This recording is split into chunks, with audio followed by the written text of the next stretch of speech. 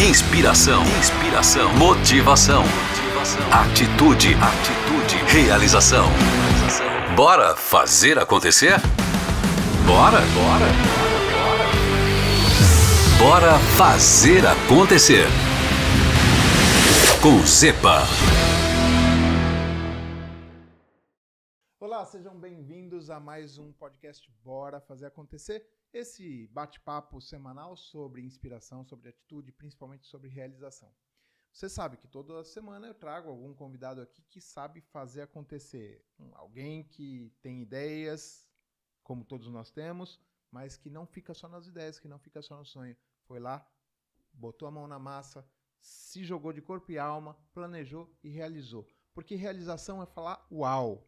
E hoje a gente vai falar uau várias vezes com o meu amigo Dolor Danúbio, que tem um orgulho enorme de trazer aqui nessa minha bancada. Obrigado por ter aceitado o convite, Dolor. Obrigado, Zepa. Boa tarde a todos. É uma alegria muito grande estar contigo e te reencontrar depois de alguns anos, porque nós nos conhecemos no dia 6 de novembro de 2017. Nossa, o cara então, sabe a data. Já estamos aí com 7 anos, né? 7 é um número bacana, cabalístico. 7 anos. É uma alegria estar aqui. Que bacana. Dolor, para quem não conhece, ele é um multifacetado empresário, já tentou entrar na política, daqui a pouco a gente fala um pouquinho sobre o que ele está fazendo aqui com a política. É motociclista aventureiro, já rodou o mundo aí com a sua querida Ângela, a esposa, né? Tem filhos lindos, já é construtor de condomínio. Tem mais coisa aí para... Não, eu só gostaria de aproveitar e fazer uma elevação. Né? Nesse momento, então, eu elevo o Zepa à condição de amigos para os quais ou com os quais eu sou obrigado a pedir o desconto de 90%, no mínimo, quando falam a meu respeito. Né? Os meus amigos sempre exageram. Então, vocês vão dando sempre aí um desconto em tudo que vão falando. Mas a grande alegria da minha vida, sem dúvida, né, foi a grande escolha que eu fiz, foi pela minha mulher, né, quando nos conhecemos lá no início dos anos 70, e nem de longe, nem pensando nos sonhos mais distantes, eu poderia imaginar naquele 10 de fevereiro de 1974, quando nós casamos, que nós estaríamos comemorando um dia bodas de ouro. Então isso para mim foi uma realização que superou tudo aquilo, né, de pequenas coisas que nós fizemos. Aliás, não fiz nunca nada sozinho. Eu sempre acredito, né, 99% daquilo que nós fizemos, daquilo que aconteceu nas nossas vidas, eu acredito tudo isso à minha mulher, a Ângela. Eu sou só 1%, eu sou o sal. Não, porque fazer acontecer tem muita coisa de inspiração e de atitude. Lógico, quando você junta duas pessoas que sonham grande e que têm atitude, aí vai longe, né? Verdade. Como aconteceu com vocês. E eu acho que a história de vocês é uma inspiração porque vocês começaram... Eu não vou falar do nada, porque... porque o espírito de vocês era enorme, então vocês já tinham um patrimônio gigantesco. Mas conta um pouquinho. Para quem não conhece, o Dolor é um fundador, né, junto com a Ângela, da empresa Angel, né, que é uma já é multinacional, não, já é uma grande empresa da área de vestuário. Uma empresa que nós tivemos muito prazer na sua construção, na sua edificação. Começou como toda a ideia, normalmente em casa, né? Então a Ângela sempre foi uma mulher muito habilidosa, né, com as mãos, tem uma alma de artista e naturalmente que essa generosidade tua, dizer que nós começamos já com alguma coisa, sim, nós começamos com duas mãos. Alma. Com uma alma muito grande. E as duas mãos, uma na frente e outra atrás, né? Uma na frente e outra atrás, sob o ponto de vista financeiro. E todos os dias eu trabalhava nessa época. Só uma pequeno prefácio. Quando começamos a namorar, em 1971, a minha sogra tinha uma empresa que fabricava flores decorativas. Ainda era época pré-plástico, flores de plástico. Então eram todas elas em tecido, engomado, cortado, frisado, uma mão de obra monumental. E naturalmente que a minha sogra, para manter a nossa cabeça jovem ocupada, ela nos mantinha as mãos ocupadas. Então, eu, enquanto namorava com a Ângela, exercia lá o trabalho de auxílio para minha sogra. Mas nós começamos, naquela época, a desenvolvermos um trabalho de artesanato. Então, em 1972, os jornais estamparam, né, o Jornal de Santa Catarina, na época, que era o mais importante nosso aqui, ela saiu com uma matéria de capa dizendo que hippies invadem a igreja matriz de Blumenau. E nessa foto estávamos a Ângela e eu, né, com nosso filtro preto, super, hiper arrumado, né, os nossos artesanatos feitos, trabalhávamos com artesanato em couro. Então fazíamos bolsas, carteiras, porta-lixeiras, malas, sacos de viagem. Enfim, tínhamos uma diversificação bastante grande de produtos. E nós chegamos lá mais ou menos 8 da manhã, e quando deu 10 horas já tínhamos vendido todo o nosso estoque. E dali nós começamos a nos envolver cada vez mais nessa atividade de artesanato. Mas aí o peso cultural, aí nós pulamos um pouquinho, chegamos em 73, em 15 de novembro de 73, que decidimos noivar. Então fizemos toda a formalidade, né, como manda o figurino. Meus pais foram falar com os pais da Ângela para pedir a mão dela, né, o casal de noivos ao redor. Um momento bastante significado para nós, porque nesses momentos a gente vive a essência da família, né, a responsabilidade que tem duas pessoas, duas famílias, né, duas pessoas de unirem duas famílias para formar a sua própria família. Mas a minha cultura de família dizia que quando o homem vai casar, ele obrigatoriamente tem que ter um ordenado. Tem que ter um ordenado, tem que ter um salário mensal. Então, no dia seguinte, eu fui, que era 15 de novembro, era feriado, eu atravessei a rua, meus sogros moravam na rua Lauro Miller, eu atravessei a rua porque o doutor Osmar Nunes, que era o dono do Hotel Marambaia, ficava no escritório de domingo a domingo, né? Tinha a turma de aperitivo, nos feriados. Então, eu atravessei a rua, ele estava lá, felizmente, e perguntei para ele: doutor Osmar, se eu tenho um emprego para mim? Ele disse assim: pode começar hoje, lá no Hotel Marambaia, Balneário Camboriú. Então, combinamos que eu iria no dia seguinte, porque antes eu precisaria comprar um terno, gravata, tudo aquilo, para me apresentar já devidamente fatiotado. Isso aconteceu, e trabalhei durante alguns meses lá no hotel, enquanto a Ângela desenvolvia as atividades dela de artesanato. Claro, já sem um ritmo tão forte, porque ficou reduzida a ela ter que fazer tudo, né? Bater o escanteio, fazer o gol, pegar a bola, botar de novo no meio do campo. E então desenvolvi as atividades como recepcionista no Hotel Marambaia, em Balneário Camboriú, até que um dia recebemos a visita lá de um hóspede, como tantos outros, centenas, milhares que recebíamos numa temporada, e acabei ajudando lá nas necessidades desse senhor, e alojei-os, né? Consegui alojá-los, fiz algumas transferências para o Hotel Marambaia, cabeçudas de reserva, deu tudo certo, foi tudo maravilhoso.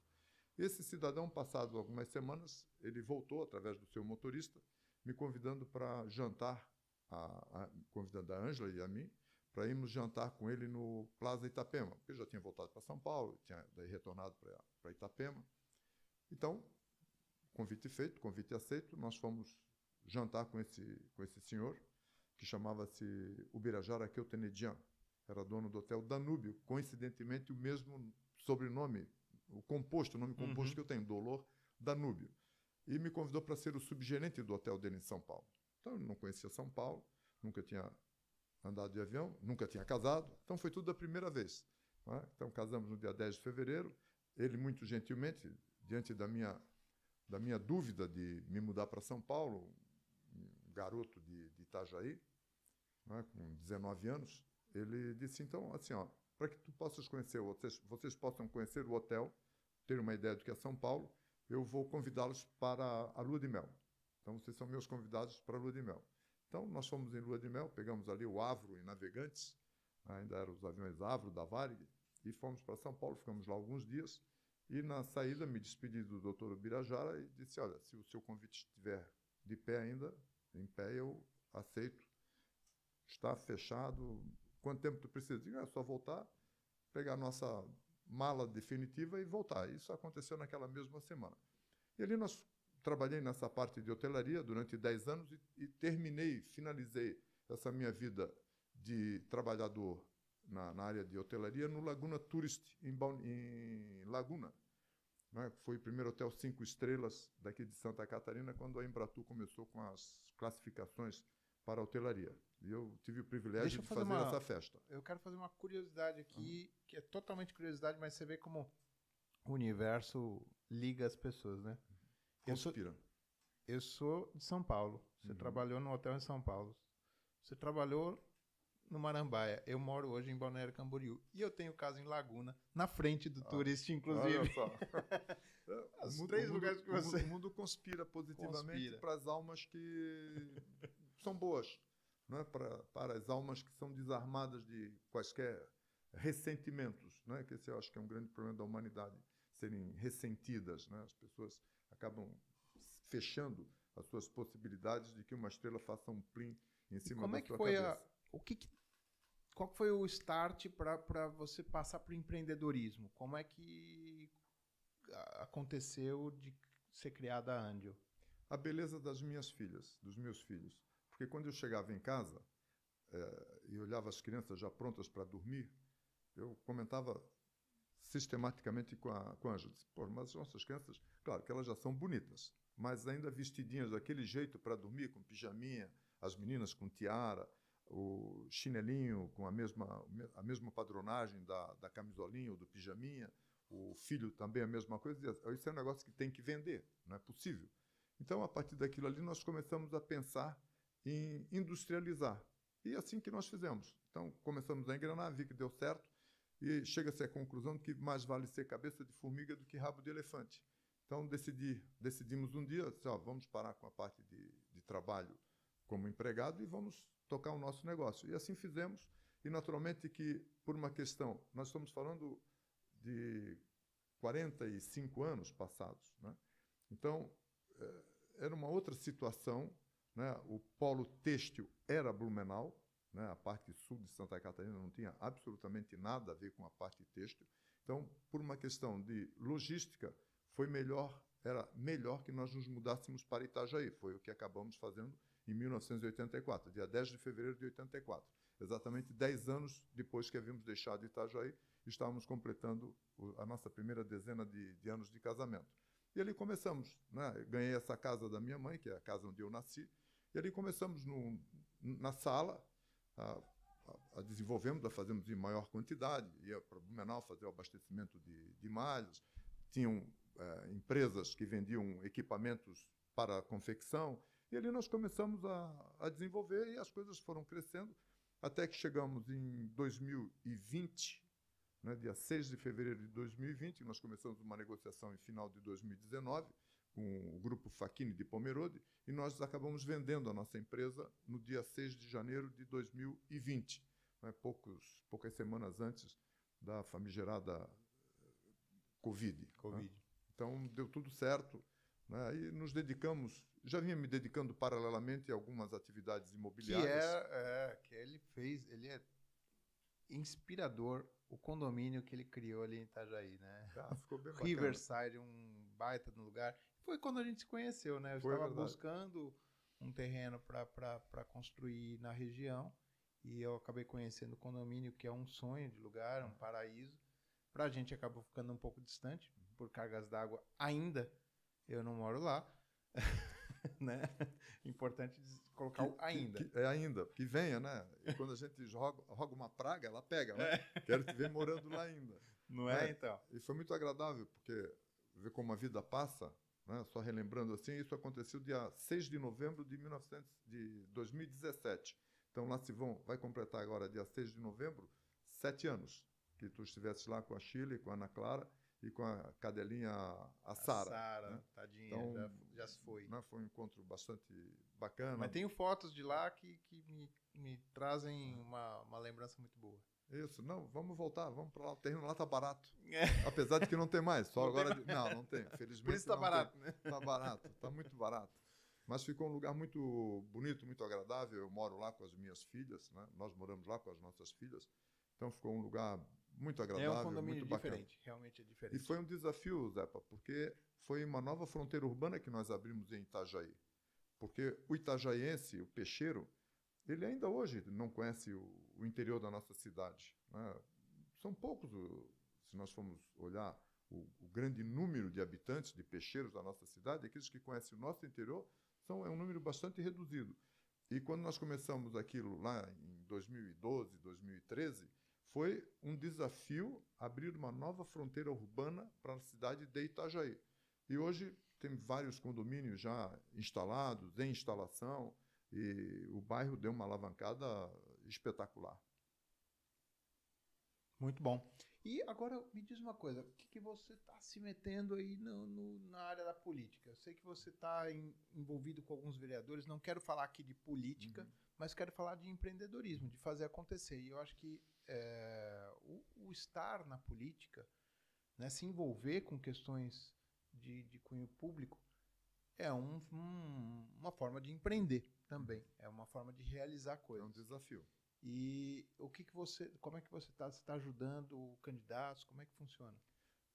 Eu penso sempre que nós temos obrigação, como cidadãos, de uma forma ou de outra, prestarmos um serviço à nossa comunidade, até porque dela nós recebemos tanto. Então, num determinado momento da minha vida, de que maneira eu pensei poderia servir a minha comunidade? Então, me dirigi à Igreja Matriz, sou católico, me dirigi à Igreja Matriz, lá de Itajaí, do Santíssimo Sacramento, e me ofereci para ser catequista de Crisma. E eu fiz, né, desenvolvi esse mistério com bastante carinho, com bastante propriedade, e mantenho, que é interessante, né, alguns anos depois, mantenho um relacionamento com os meus crismandos. E, por vezes, passo em algum lugar, ou vou visitar uma empresa ou outra, alguém lá grita, oh, meu catequista preferido, tal. Isso é uma coisa que me enche o coração de alegria. Mas você já tinha tirado a barba e os longos cabelos, porque senão eu ia falar que é Jesus Cristo. Cara. A fase de profeta, eu já deixei cabelo crescer, já cortei, já deixei barba, já cortei várias vezes. Quando eu te conheci, você tinha ali longos. Tinha, é verdade. Longos cabelos e barbas. Então, servi a minha comunidade de Itajaí como catequista durante alguns anos. E agora não pude me furtar, né, a concordar com um pedido para participar da campanha, né, política de um candidato à prefeitura e toda a sua coligação. Então, não pude me furtar, porque acho que é uma forma também de eu devolver para a comunidade um pouco daquilo que ela me ofereceu. E a política faz parte do nosso dia, né? A vida é uma política, né? Nós avançamos, nós cedemos, né? Nós exercitamos a paciência, nós tentamos arrefecer, né, a parte do egoísmo, da vaidade, porque, no fundo, viu, Zepa, tudo é vaidade, tudo... Né, o problema é que da política, o que aconteceu é que ela está tão polarizada, né, cada um com extremos tão opostos, que muitos, para não se... Né, para não se estressar, para não conflitar com ninguém, ficam de fora. Não, prefiro não comentar. Prefiro não entrar nessa discussão. Prefiro... E eu tenho visto cada vez mais pessoas... Eu vou dizer que eu, inclusive, era mais ativo politicamente, em termos de conversas, de debates com amigos, etc. Mas as coisas se esquentam de uma tal maneira agora que é melhor, de fato, ficar um pouquinho ali e tentar fazer no voto, ou como você está fazendo, participar ativamente de alguma... Né, daquilo que você acredita. Do que eu vejo, Zé, assim, pela experiência que tenho, né, a minha mãe foi vereadora em Itajaí durante 12 anos, né, de 77 a 87, 88. E eram mandatos de 6 anos. Então, ela foi, por 2 vezes, a mais votada de Itajaí até então. E o que eu vejo na política, o que eu vejo nos relacionamentos, não é só na política, a política partidária, a política eleitoreira, eu vejo nos relacionamentos é que nós saímos do campo, né, da discussão das ideias para o das ofensas pessoais. Então, esgotam-se os recursos normalmente muito pequenos, né, das ideias, do campo das ideias, porque é justo nós discutirmos ideias.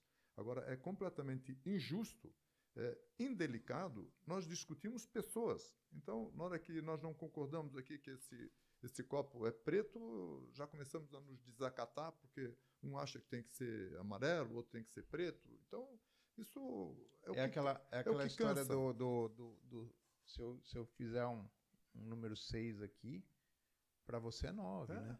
E você vai falar que é 9, eu vou falar que é 6, e ambos estão corretos. E vamos nos porque estapear. São posições diferentes. Claro. E eu sempre digo que hoje o foco de qualquer atitude, qualquer projeto está aliás, o foco está sempre em pessoas. Né? Então a gente precisa ver muitas vezes qual que é o lado dessa pessoa, qual que é a visão que ela está tendo para poder compreender, se colocar no lugar dela e ver se aquela tua opinião não está radical demais, né? Mas enfim, não quero falar de política, mas não. Só Mas isso é ceder. de realização, Só né? ceder. É importante que não, eu volto, né, à insistência, né? Não no campo da política eleitoral, eu falo das relações entre as pessoas. Sim. Né? A gente não precisa sair do campo das ideias. Vamos ficar no campo das ideias, vamos discuti-las, até que, se houver um convencimento de uma parte ou da outra, está ótimo. Se não houver, cada um guarde a sua posição e vamos ver depois, na continuação, como é que a gente pode fazer. Continuar se respeitando. Se respeitando, porque tudo passa, Zé, tudo passa. Hoje, os inimigos políticos, né, eleitoreiros, amanhã são amigos, hoje são inimigos, são adversários, na condição já de inimigos. E amanhã eles estão unidos numa mesma sigla e as partes que estavam trabalhando estão brigadas. Né? Então, isso é... Deixa eu trazer voltar um pouquinho na nossa conversa. Eu sempre trago no meu programa uma frase que eu já tenha colocado em algum livro, alguma palestra minha, alguma coisa. E a frase que eu trouxe aqui tem muito a ver com aquilo que a gente falou um pouco lá atrás, sobre a criação da Angel. Eu acho que tem tudo a ver. Eu queria que você discorresse um pouco como que essa frase tem a ver com a sua vida. A frase é: transforme a sua pedra comum em diamante. O que isso tem a ver com a sua vida? A forma como a gente faz o enfoque das coisas. Eu vejo, as pessoas veem um rolo de tecido em cima da mesa. Eu, particularmente, via um pijama, via uma camiseta, via um hobby, via um vestido, uma saia, enfim. E outras pessoas continuam vendo um rolo de malha em cima da mesa. Né? Nós passamos em determinados lugares, no Riverside, por exemplo. Né? Era uma terra, de uma certa forma, mal cuidada, né? Erodida, porque a ocupação, há anos, tinha sido feita de forma não irregular, de forma mal feita, porque as pessoas, às vezes, não têm esse cuidado de fazer os taludes, o taludamento, tudo certo. E ali nós vimos a oportunidade de um condomínio. E as pessoas olhavam e diziam assim, putz, isso aí não é nada. E nós víamos um condomínio. Então, nós olhamos a pedra, né? Algumas pessoas olham uma pedra e veem um diamante. Outras pegam aquela pedra e jogam fora. Né? E a gente pega essa pedra e lapida. Então, essa é que eu acho que é um ponto de vista bastante interessante. Pega uma pedra e lapida. Isso tem tudo a ver com fazer acontecer, porque quando você, para ter uma realização, algo que você fale uau, é você pegar uma pedra e polir. Dá trabalho? Dá muito trabalho, dá muito trabalho. Mas quando você tá ali com um diamante lapidado, bonito, que um dia foi uma pedra, você olha e fala, uau, isso é fazer acontecer. É verdade. Isso é o que o nosso querido Dolor fez a vida toda. Acredito que quando você olhava ali os pedaços de pano que a sua esposa fazia o pijama das suas crianças, como você disse, né? Algumas pessoas viram que era só um pano, ela já viu uns pijaminhas todos bonitinhos para suas crianças. E você já foi além. Você já viu isso numa escala grande, já viu isso com várias crianças utilizando aquele pijama, ou seja, aquele pequeno pedaço de pano virou depois um grande empreendimento. Porque tu comentaste daqui agora, os retalhos, os pequenos retalhos, muitos nós aproveitamos, né, da criatividade, usando aqueles retalhos que, em tese, eram lixo, e nós transformamos em peças bem interessantes. Fizemos, né, coberta para camas de crianças, belíssimas, com os retalhos que sobravam de um determinado tecido que nós utilizávamos na linha de produção. Então, é tudo uma questão do enfoque que se tem, né, o enfoque que se dá, da disposição que se tem, que se doa, né, em perseguir um resultado que a gente crê. nem na primeira vez deu certo juntar todos os retalhos, mas na continuação fizemos peças muito lindas com valor agregado excepcional. Não dá para desistir no primeiro erro, não dá para desistir na primeira falha. A gente precisa acreditar. Como muitas vezes uma criança tentando começar a andar. O que ela vai fazer? Ela vai cair e ela vai levantar e vai cair de novo, verdade. e vai levantar e vai cair de novo. E nessa repetição, uma hora, ela consegue. E ela não está preocupada se alguém está falando, nossa, mas será que o que ela está pensando de mim que eu não consigo andar? O que meus pais estão pensando que eu não sou capaz de andar? Ela não está pensando nisso, ela só tem o foco. Eu vou conseguir, eu vou superar essas falhas e eu vou fazer acontecer. Perfeito. Verdade ou não? Perfeito. Pura verdade. Né? É isso aí, olha, a Exatamente gente isso. já está chegando aqui no final, mas eu queria ver, diante da sua experiência,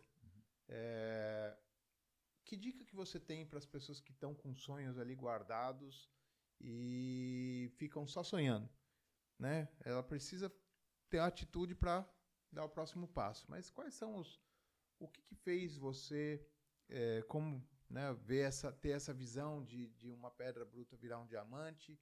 O que você tem de dica para dar para fazer acontecer, para o dia caber em 24 horas e para que os sonhos saiam do papel, saiam simplesmente do campo dos sonhos? Tem uma frase no teu livro, Fazer Acontecer, que diz assim: se tu fores grato com tudo aquilo que tu tens, tu estarás adubando o que tu não tens. Ou seja, eu posso não ter tudo o que eu amo, mas eu amo tudo o que eu tenho. Então a gente tem que dar valor, né, para aquilo que nós temos, não só de bens materiais, porque nós só normalmente vemos o sucesso das pessoas pelo lado pecuniário, que isso é uma realidade, é um fato, mas é uma parte só da história, se nós vamos chamar de felicidade. Né? Porque nós temos que perseguir, sem sombra de dúvidas, a paz. Né? De estarmos vivendo bem, de estarmos com a nossa mulher, com o nosso marido, em paz, com os filhos, num ambiente digno, um ambiente decente.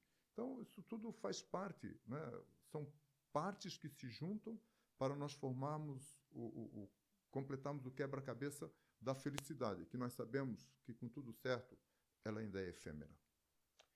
A gratidão, ela é o fruto da realização. Lá no fruto tem sempre a sementinha. Se você não pegar essa sementinha como gratidão e plantar, novas realizações não vêm. Então você precisa, muitas vezes, de uma planta pequenininha, esperar ter esse fruto, pegar essa semente, plantar, adubar, fazer uma planta maior, dela com outra maior. Assim é na vida, assim é na realização. Se você não agradecer, você não realiza mais. É necessário que você agradeça aquilo que você tem para conseguir coisas maiores ainda. É ou não é? Só verdade. Um último recado aí para nossa audiência, Dolor. Creiam, né? Amem, sejam sinceros, né? Pratiquem a verdade, porque ela é a mãe de todas as virtudes e a mentira a mãe de todas as desvirtudes. Então, que sejamos sempre verdadeiros, né? Que sejamos sempre retilíneos, que mantenhamos as nossas palavras, né? Que mantenhamos a nossa história e os compromissos que nós temos diante da nossa família, diante da nossa comunidade. É fácil? Não. É difícil? Também não. É mais fácil fazer a coisa certa do que pecar pelo meio do caminho. Mas fazer acontecer dá trabalho incomoda, e só quem gosta de se incomodar é que consegue realizar. É necessário sair da sua zona de desconforto, porque eu sempre falo, né? Porque se você está num lugar que você, eu não estou gostando disso aqui, a parede está ruim, tá, não sei o que lá, ou no emprego, não estou gostando desse emprego e tal.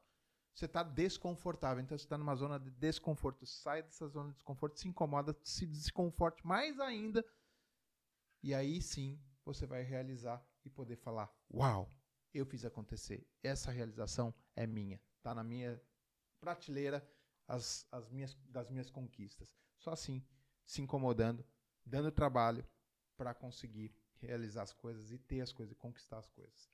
Dolor, muito obrigado pela presença. Valeu.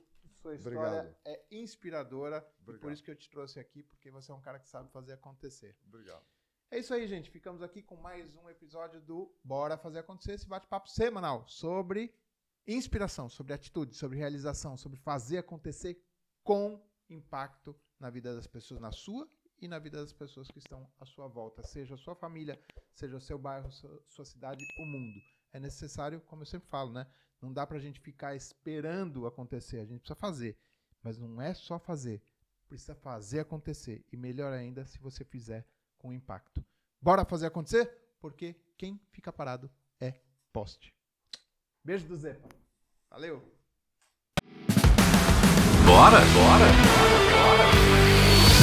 Bora fazer acontecer. Com Zepa.